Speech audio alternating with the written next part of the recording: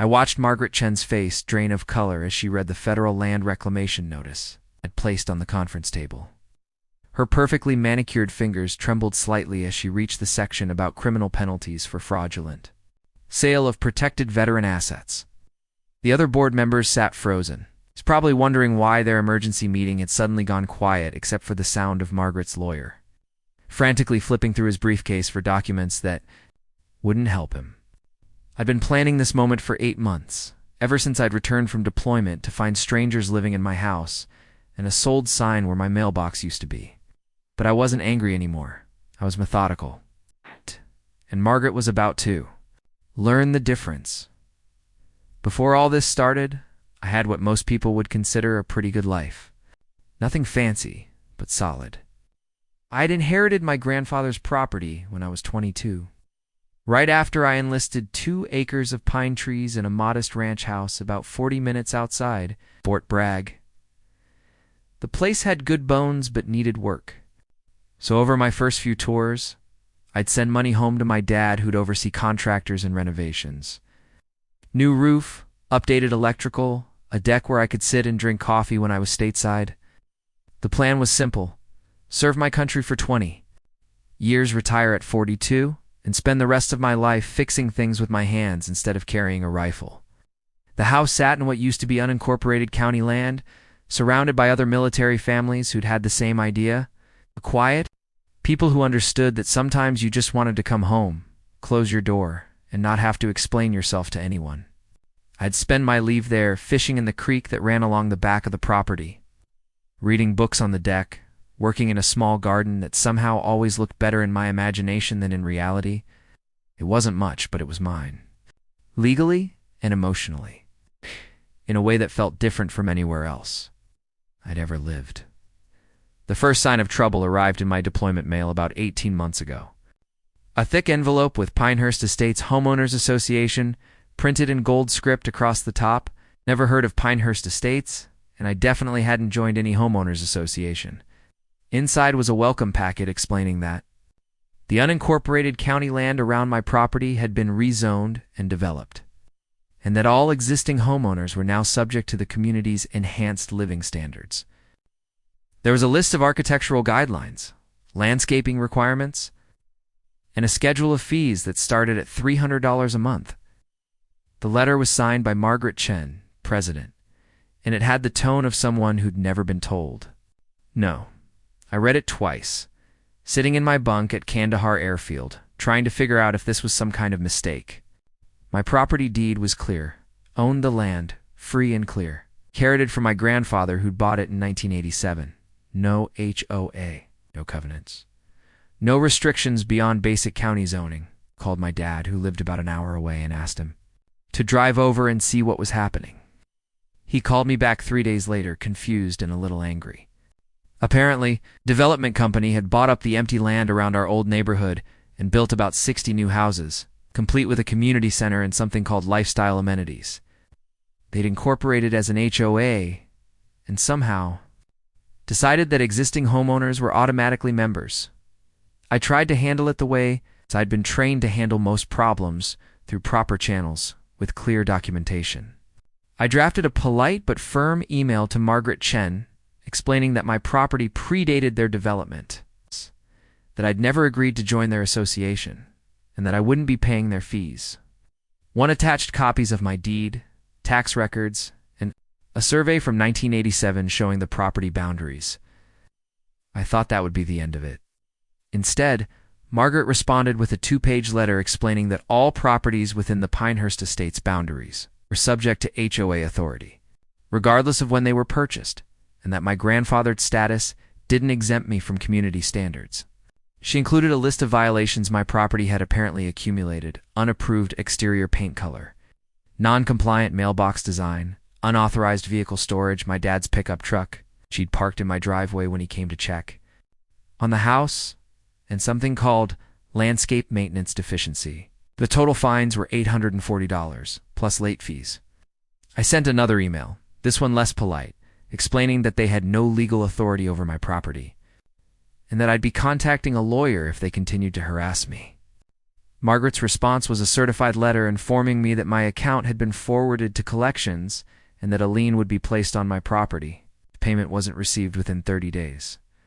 This is where most people would probably start, making phone calls and hiring lawyers.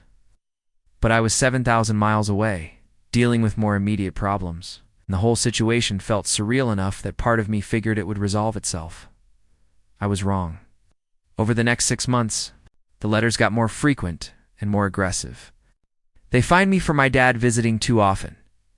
Apparently his truck violated the commercial vehicle restriction, even though it was a personal F-150. They fined me for not attending the monthly HOA meetings that I'd never been told about. Fined me for not submitting architectural plans when my dad hired someone to clean my gutters. Each letter was more condescending than the last, with Margaret writing things like, "We understand military personnel may need extra time to adapt. 2 civilian community standards and payment plans are available for residents experiencing financial hardship."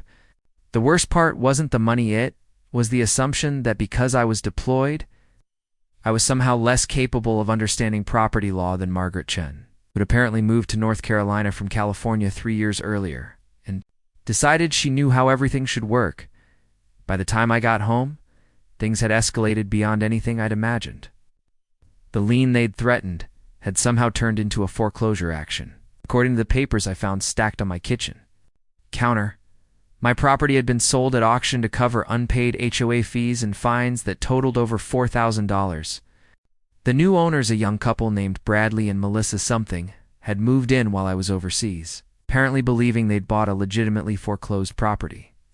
My dad had tried to intervene, but Margaret had told him that military deployment didn't exempt anyone from community obligations and that should have made arrangements for HOA compliance before leaving the country. Standing in what used to be my living room, looking at someone else's furniture and family photos, I felt something shift inside me. Not rage, exactly. More like the feeling you get when you realize the mission parameters have changed and you need to reassess everything from the beginning.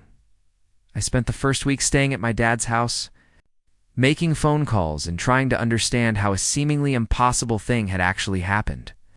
The more I learned, the angrier I got, but also the more methodical. Margaret had apparently convinced the county that the HOA had legitimate authority over my property based on something called community enhancement zoning. She'd filed the lien using an expedited process intended for clear-cut cases of abandoned property, but no one responded to the foreclosure notices because they'd been sent to my deployed address in Afghanistan, where I obviously couldn't receive certified mail. She'd pushed the sale through with minimal oversight. It was all technically legal, assuming her initial claim of authority was valid. But I was becoming increasingly certain that it wasn't. I drove to the county courthouse and spent 2 days going through records, making copies of everything I could find. Original zoning maps, incorporation documents for the HOA, the deed history for my property, and most importantly, something called a veteran's land use protection filing that my grandfather had apparently made in 1989. I'd never heard of it, and neither had my dad. But according to the county clerk, it was a federal program that gave certain protections to property owned by veterans or inherited by their families. The filing was still active, which meant my property couldn't be sold, seized, or foreclosed without specific federal approval. Margaret Chen had sold protected federal land. She was about to find out what that meant. The research took me for months. Not because the information was hard to find, but because I wanted to be absolutely sure about everything before I made a move. I contacted the Department of Veterans Affairs and learned that my grandfather's filing was part of a program intended to prevent predatory lending and fraudulent seizures of veteran-owned property. I hired a lawyer who specialized in federal land use law, not because I needed help understanding the situation, but because I wanted someone with official credentials to confirm what I already knew. I documented every interaction I'd had with the HOA, every letter, every fee, every communication. I got copies of the foreclosure proceedings and traced exactly how Margaret had managed to push the sale through without. Most importantly, I filed a formal complaint with the federal office that administered the Veterans Land Use Protection Program. What I found was worse than simple incompetence. Margaret had apparently done this before. 2 other military families in the development had been subjected to similar treatment: aggressive fee collection, expedited liens, and foreclosure proceedings that happened while the owners were deployed or otherwise unable to respond. In both cases, the properties had been sold to Margaret's friends or family members at below-market prices. This wasn't overzealous HOA enforcement. It was systematic fraud targeting military families. And Margaret had been running the scheme for over 2 years. The federal investigator assigned to my case was a woman named Sandra Martinez, who'd spent 15 years prosecuting housing fraud. She was quiet, thorough, and absolutely ruthless when it came to people who exploited military families. Within 6 weeks, she'd built a case that included not just my situation, but a pattern of fraudulent foreclosures that potentially violated multiple federal laws. The penalties were significant criminal charges, federal fines, and mandatory restitution at current market value plus punitive damages. But Sandra wanted to give Margaret a chance to resolve things quietly before bringing in the federal prosecutors. She suggested I attend the next HOA board meeting and present Margaret with an opportunity to reverse the sale voluntarily. If Margaret was smart, she'd undo everything, pay the damages, quietly resign from the HOA. If she wasn't, well, Sandra had other options available. The emergency board meeting was held in the community center, a building that had been constructed on what used to be county land, behind my grandfather's property. Margaret had called the meeting to address ongoing harassment by a disgruntled former resident, which was apparently how she'd decided to frame my attempts to get my house back. I arrived early and sat in the back, watching board members file in with the kind of self-important expressions you see on people who've never had their authority seriously challenged. Margaret entered last, wearing a navy blazer and carrying a leather portfolio that probably costs more than most people's mortgage payments. She'd prepared a presentation about frivolous legal threats and the importance of maintaining community standards despite outside pressure. I let her talk for about 10 minutes, taking notes while she explained to the other board members that some people use their military service as an excuse to avoid civic responsibility. When she was finished, I walked to the front of the room and placed a single document on the table in front of her. It was the Federal Reclamation Order, signed by Sandra Martinez and authorized under the Veterans Land Use Protection Act. The document explained that my property had been sold in violation of federal law, that the sale was void, and that all parties involved in the fraudulent transaction were subject to criminal prosecution unless the matter was resolved within 30 days. Margaret's face went through several expressions while she read the document. First confusion, then dismissal. Then what looked like genuine fear as she realized what she was looking at. Her lawyer, a local real estate attorney who'd probably never dealt with federal land use law, picked up the document and started reading over her shoulder. I could see him reaching the same conclusions Margaret had reached, but faster. The other board members were asking questions, but neither Margaret nor her lawyer was answering. Finally, Margaret looked up at me and asked, in a voice that sounded smaller than it had 10 minutes earlier, what exactly I wanted. I told her I wanted my property back, the fraudulent liens removed, and full restitution for the costs I'd incurred. Fighting her illegal actions, also wanted her resignation from the HOA and a written acknowledgement that the association had no authority over my property or any other property that predated the development. She asked if I was threatening to press criminal charges. I told her that decision wasn't up to me anymore. Federal investigators were already building a case. My cooperation with a voluntary resolution was the only thing that might keep her out of prison. 3 weeks later, I got my keys back. Bradley and Melissa, the couple who'd unknowingly bought stolen property, were compensated by the HOA's insurance and helped to find another house in the development. Margaret resigned from the board and quietly moved back to California, probably to avoid the awkwardness of living next to people she'd tried to defraud. The HOA amended its bylaws to explicitly exclude properties that predated the development, and they hired a new management company that actually understood property law. The federal investigation continued without my involvement, eventually resulting in criminal charges against Margaret and civil penalties that forced the dissolution of the original HOA corporation. Most of my neighbors, once they understood what had actually happened, were quietly supportive. A few apologized for not speaking up when they'd seen the foreclosure notices. One couple brought me a casserole and thanked me for taking care of the Margaret situation, as if I'd done them a personal favor. These days, the neighborhood is quieter than it used to be. The new HOA board focuses on actual community issues, maintaining common areas, organizing social events, keeping the roads in good repair instead of harassing residents about mailbox colors and paint schemes. People wave when I drive by. Some stop to chat about fishing or ask advice about home repairs.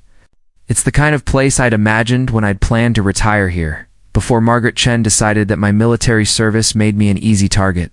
I still get mail addressed to the Pinehurst Estates HOA occasionally, usually invoices or legal notices related to the ongoing federal case.